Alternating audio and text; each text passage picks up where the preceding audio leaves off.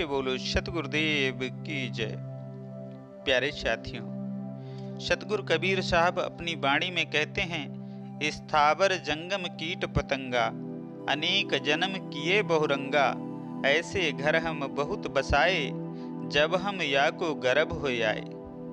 अर्थात जीव कई बार पेड़ पौधों में गया, कई बार पत्थरों में जन्म लिया, कई बार कीड़े पतंगों में जन्म लिया, ऐसे अनेकों घर उसने बसाया। ऐसे ऐसे शरीर को उसने बहुत बार पाया है। गुरु ग्रंथ साहब में अर्जुन देव जी भी इसी तरह की एक वाणी में कहते हैं, कई जन्म भय कीट पतंगा, कई जन्म गजमीन कुरंगा, कई जन्म पंछी सरप होइयो, कई जन्म हावर वृक्ष जोइयो, सुमिर जगदीश मिलन की बेरिया, बार बार जन्म तू धरिया। कई जन्म में जीव कीट पतंगे हुआ, कई जन्मों में हाथी मछली मृग आदि हुआ, कई बार रंग कुरंगी योनियों में गया। जीव कई जन्म पंछी सर्प में लिया, और कई जन्म में घोड़ा आदि चलने दौड़ने वाले, कई जन्मों में वृक्ष आदि स्थावर योनियों में गया। परमात्मा मिलन के लिए जीव बार बार जन्म धरता है।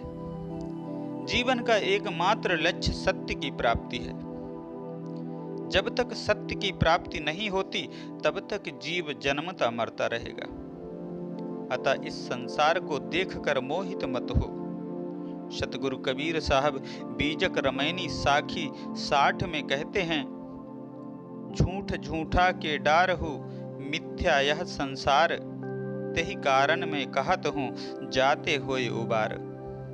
झूठ झूठ को छोड़ दो, झूठे की आसक्ति का त्याग करो। यह संसार मिथ्या है, ऐसा मैं इसलिए कहता हूं जिससे तुम्हारा कल्याण हो। रमैनी साखी 79 में जीवों को धिक्कारते हुए सतगुरु कबीर साहब कहते हैं, खाते खाते युग गया, बहुर न चेतो आए, कहीं कबीर पुकार के जीव अचेत ही जाए।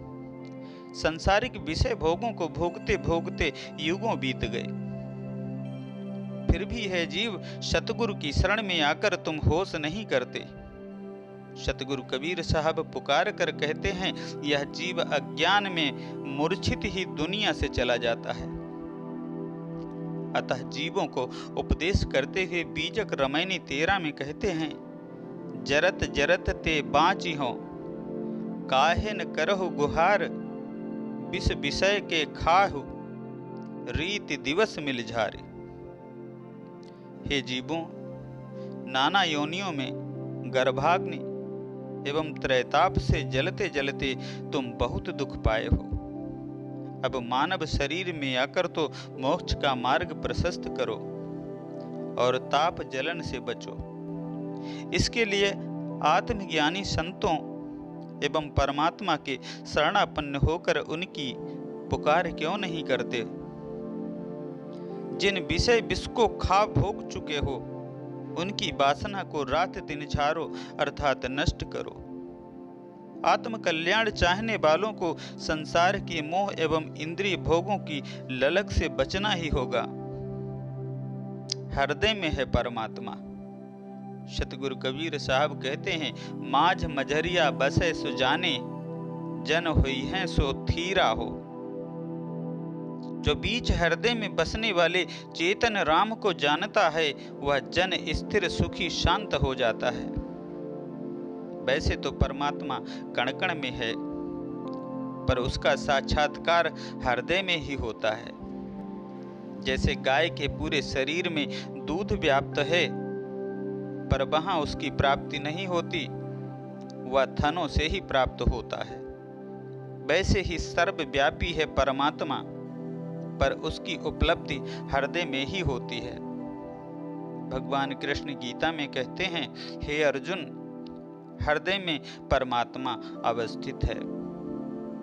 जब सीता जी ने श्री राम को पुष्प वाटिका में देखा और वह उन्हें चाहने लग गईं, तो वह प्रार्थना करती हुई कहती हैं, तो भगवान सकल उर्वासी, करी है मोह रघुवर के दासी। जो भगवान सबके हृदय में बस रहे हैं, उनसे मैं प्रार्थना करती हूँ कि वे मुझे रघुपति की दासी बना दें। सतगुरु कबीर साहब एक साखी में कहते हैं, कस्तूरी कुंडल वसे मिरग ढूंढे बन माहि, ऐसे घट में राम हैं दुनिया जाने नाय। मृग की नाभि में कस्तूरी का वास होता है, किंतु इससे अनभिज्ञ मृग बन के घास पात में उसे ढूंढता है। इसी प्रकार शरीर के भीतर ही राम का वास है, परमात्मा का वास है, पर दुनिया इसे नहीं जानती और बाहर दर दर में, मंदिर मस्जिद में उसे ढूंढती फिरती है। इसका दूसरा अर्थ यह भी है कि जो माझ मझरिया हृदय में बसना जान लेता है, वह आवागमन से मुक्त होकर सत्य में स्थिर हो जाता है, हृदय में अवस्थित हुआ जाता है। प्रगाढ़ ध्यान में डूबने का अभ्यास होने पर जब सभी तरह के संकल्प विकल्प से रहित मन से मौन हो जाया जाता है, तब जीव की हृदय में अवस्थित हो जाती है, तब निर्मन की स्थिति प्राप्त होती है। यह निर्मन की स्थिति ही माझ मझरिया में बसना है। यही जीवन मुक्ति है, जो बाद में विदेह मुक्ति हो जाती है। सतगुरु साहब कहते हैं, निर्भय भये तहाँ गुरु की नगरिया, सुख सोबे दास कबीरा हो। समस्त प्रपंचों दुखों से निर्भय होकर मैं सुख पूर्वक गुरु ज्ञान की नगरिया में स्थित हूँ। साहब कहते हैं कि अंदर हृदय में जो गुरु की नगरिया है, उसमें मैं निर्भर होकर सुख पूर्वक सोता हूँ। थोड़े रुपयों के लिए, थोड़े सुख के लिए बहुत परिश्रम करते हो, एक एक पैसे के लिए एड़ी चोटी एक कर देते हो, परंतु सोचो, अगर गिरडीह के राजा से भाग्यवश तुम्हारी शादी हो जाए तो बताओ कि उनकी संपत्ति किसकी होगी?